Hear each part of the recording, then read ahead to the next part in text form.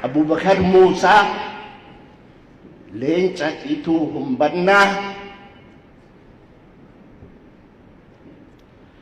ajjeesanii waraabessi nyaate dargiitu ajjeese.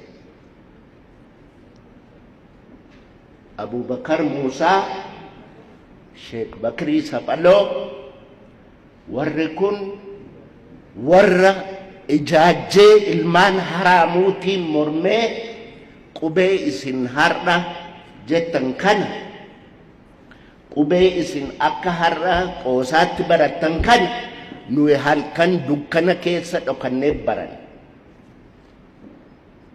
akka inni ifatti ba'uu fi warra akka Abu Bakar Musa fa'itu warra akka Sheikh Bakri Saphaloo fa'itu lubbuu isaanii kenne. Qubee amma jettan kana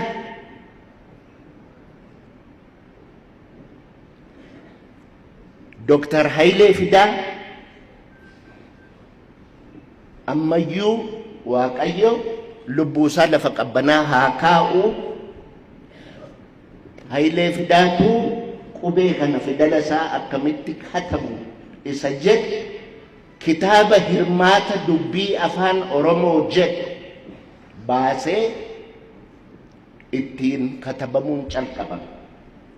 Sana dura immoo abbaan gammachiisfaa Oneesimoos Nasiib fidala Habashaatiini jechaan fidala Saabaatiini katabaat turan. So afaan Oromoo aadaan Oromoo bu'aa baay'ee keessa darbee as ga'e. Bara Haile Sillaaseetiif bara Dargii namni katabbii afaan Oromoo wajjin qabame hin du'a. Daaluu Baqulee Saamunaan akka Qaabatoo ilmaan Arsii waggaa 3 qubee afaan Oromoo wajjin qabamtan jedhanii kofalee irraa qabanii gobbatti waggaa 3 hidhaman. Qubee afaan Oromoo wajjin qabamtanii duwwaadhaaf. Daaluu Baqulee har'a lubbuun jira.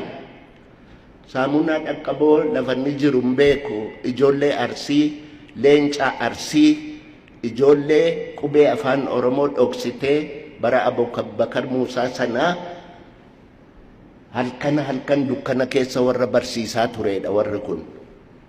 Warra akka Phexros Jaarraa, warra akka Ashannaa fi Waddeessoo, warra Waddeessoo Jaarraa, Leenci ilmaan Arsii, warri Utaawayyuu wal'aansootti hin qabee Ashannaa fi Waddeessoo jaarsa waggaa 70 torban 3 garafan.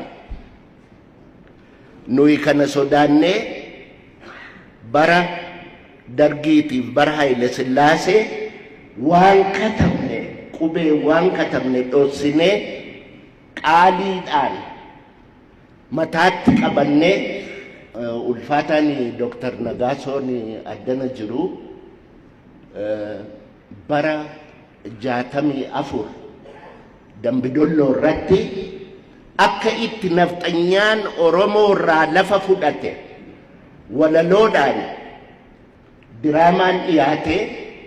Diraamaa sana kan katabe ana ture.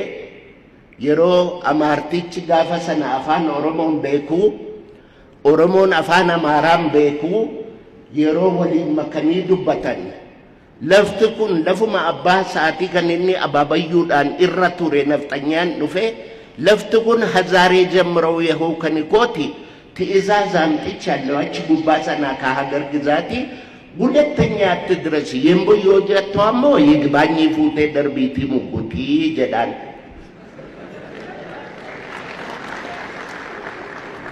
ኦሮሞን ስላው አፋን አማራን ቤኩ ማልታቴ ነምቾ ከንዱቢ በርባዱ ለፋ አባ ኬኛ ማሳ ጆሌ ኬኛ ሳሙፍ ከኑጋዱ ጎርጊሲን ሶዳቱ ከንጀልና ያዱ ጀዳን ጎርጊሲ ዋቀሳኒት የቹ ደጋዬ